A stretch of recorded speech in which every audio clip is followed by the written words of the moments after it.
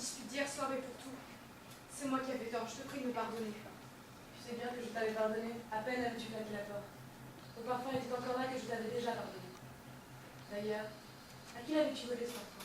À Ismaël La belle robe, la poudre, le rouge à lèvres aussi. En quel honneur t'étais-tu faite si belle? Je te le dirai. Oh mon chéri, comme j'étais bête. Tout un soir gaspillé, un beau soir. Nous aurons d'autres soirs un petit peu. Peut-être pas. Et d'autres disputes aussi. C'est plein de disputes, un bonheur. Un bonheur, oui. Écoutez-moi, ne ris pas ce matin, sois grave. Je suis grave. Et serre-moi, plus fort que tu ne m'as jamais serré. Que toute ta force s'imprime dans moi. Là, de toute ma force. C'est bon. Écoutez-moi. Je voulais te dire ce matin, le petit garçon que nous aurions eu tous les deux. Oui. Oh, tu sais, je l'aurais bien défendu contre tout. Oui, un petit peu. Je l'aurais serré si fort qu'il n'aurait jamais eu peur. Ni du soir qui vient, ni de l'angoisse du plein soleil immobile, ni des ombres. Notre petit garçon est mon. Il aurait une maman toute petite et mal peignée, mais plus sûre que toutes les vraies mères du monde avec leur grande poitrine et leur vrai tablier. Tu le crois, toi, n'est-ce pas? Oui, un petit peu. Tu crois aussi, n'est-ce pas, que tu aurais une vraie femme? J'ai une vraie femme. Ah, tu m'aimais, mon. Tu m'aimais, tu en es bien sûre ce soir-là. Quel soir? Tu es bien sûre qu'à ce bal où tu es venue me chercher dans mon coin, tu ne t'es pas trompée de jeune fille. Tu es sûre que tu n'as jamais regretté, jamais pensé, même une fois, même tout au fond de toi, que tu aurais plutôt dû demander Ismène. Idiote. Tu m'aimes, Amy. Tes bras qui me serrent ne me mentent pas. Tes grandes mains posées sur mon dos ne me mentent pas. Ni cette odeur, ni ce bon chaud, ni cette grande confiance qui m'inonde quand j'ai la tête au creux de ton cou. Oui, un petit peu. Je t'aime comme une femme.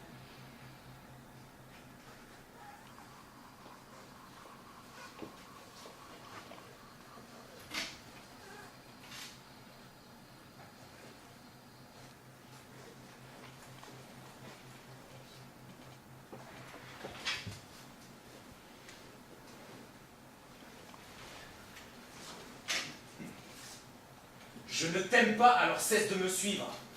Où est Lysandre et la belle Hernia? Tu m'avais dit qu'ils étaient dans ce bois. Mais voici dans ce bois. Aux abois de n'y pas rencontrer Hernia. Va-t'en et cesse de me suivre. C'est vous qui m'attirez, oui, vous, dur cœur de main.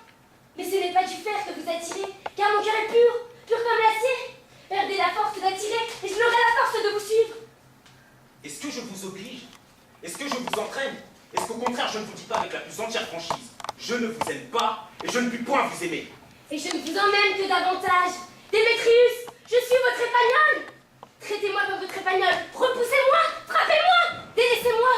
Seulement, accordez-moi la permission de vous suivre, tout indigne que je suis. Quelle place plus simple devant votre amour. Et je m'en dis que je vous demande de me traiter comme votre chien. C'est cependant pour moi une place pour mon désir. Il ne commet pas trop votre pudeur de quitter ainsi la cité, de vous livrer à la merci d'un homme qui ne vous aime pas, de vous exposer ainsi aux tentations de la nuit et aux mauvais conseils d'un lieu désert. Le riche trésor de votre virginité. Votre mérite est ma sauvegarde.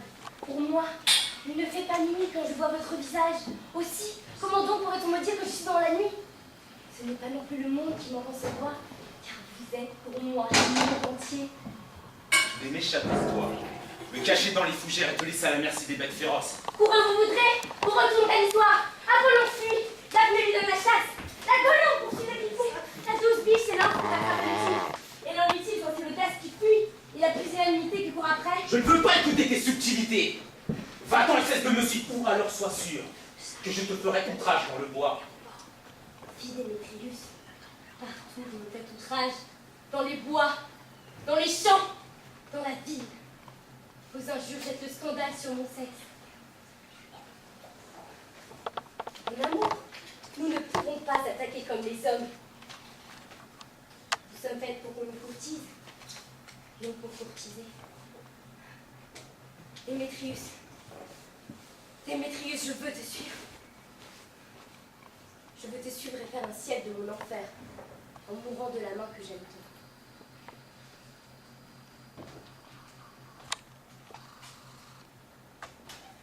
Mes excuses, chère madame, mais il me semble, si je ne me trompe, que je vous ai déjà rencontré quelque part. Ah, moi aussi, monsieur, il me semble que je vous ai déjà rencontré quelque part. Ne vous aurais-je pas déjà aperçu à Manchester par hasard? C'est très possible. Je suis originaire de la ville de Manchester, monsieur, mais je ne me souviens pas très bien. Je ne pourrais vous dire si je vous y aperçus ou non. Mon Dieu, comme c'est curieux. Je suis moi aussi originaire de la ville de Manchester. Comme c'est curieux.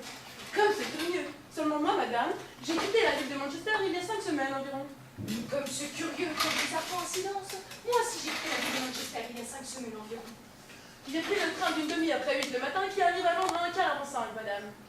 Comme c'est curieux, que c'est bizarre et quelle coïncidence. J'ai pris le même train moi aussi, monsieur. Comme c'est curieux et quelle coïncidence.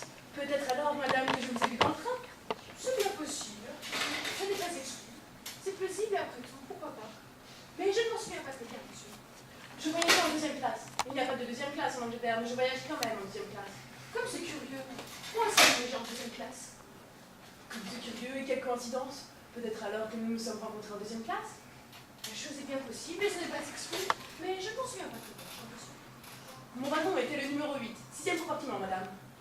Comme c'est curieux et quelle bizarre coïncidence. Je voyage aussi dans le wagon numéro 8, 6e compartiment, cher monsieur.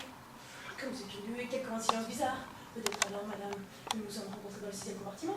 C'est bien possible, mais je ne m'en souviens pas, monsieur. À vrai dire, moi non plus, je ne m'en souviens pas.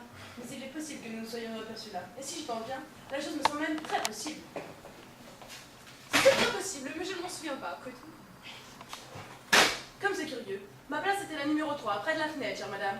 Oh mon Dieu, comme c'est curieux. J'avais la place numéro 6, près de la fenêtre. En face de vous, cher monsieur. Comme c'est curieux et quelle coïncidence. Nous étions donc vis-à-vis, chère madame. C'est là que nous avons dû nous voir. C'est bien possible, après tout, mais je ne me souviens pas, cher monsieur.